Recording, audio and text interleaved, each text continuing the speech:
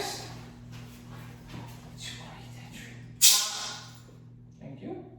Do you want to try and jump up again? Again, do you want to? Oh, it'd be a good idea. It'd be a really good idea. Thank you. So today what we're working on is no jumping. What I'm basically doing is I'm baiting Max into making a bad choice, which is jumping up or trying to grab something out of my hands. The things in my hands are mine. My body is my body. So what I'm doing is I'm using this can called Pet Corrector to make a loud noise. This is to immediately interrupt his behavior. The next thing I'm doing is I'm making a noise that also signifies my displeasure. And then ideally I move towards him to create spatial pressure. A lot of times when we interact with our dogs that are jumping, we end up backing up or even doing the knee. It doesn't work as well.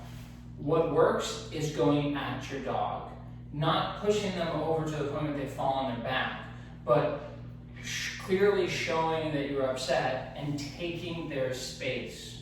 Okay? It's the same thing if I had somebody sitting in this chair and I walked directly over to them and stood over them. That is very dominant and it's very assertive and it's very disconcerting. That's what I want him to feel. I want him to feel disconcerted that he jumped up on me, right? He goes, oh my God, I touched him with my paws, he did this, obviously this guy does not want to be jumped on. Instead, I want this behavior. What a good boy. Very nice. So, the three things that we try and do: spray the can, and move at our dog. The last thing I want to mention is keeping your hands up. Okay, so a lot of times when we interacted with our puppies, we would interact with them like this and pet them and maybe even do something like this and get them to like jump up on us and interact with them when they're down here.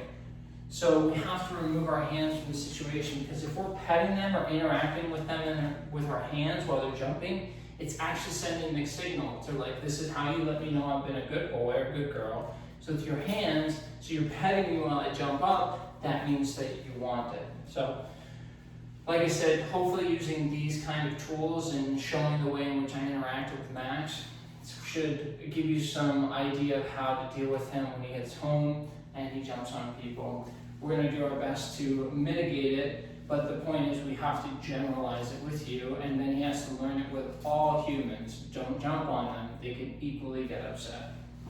Come home.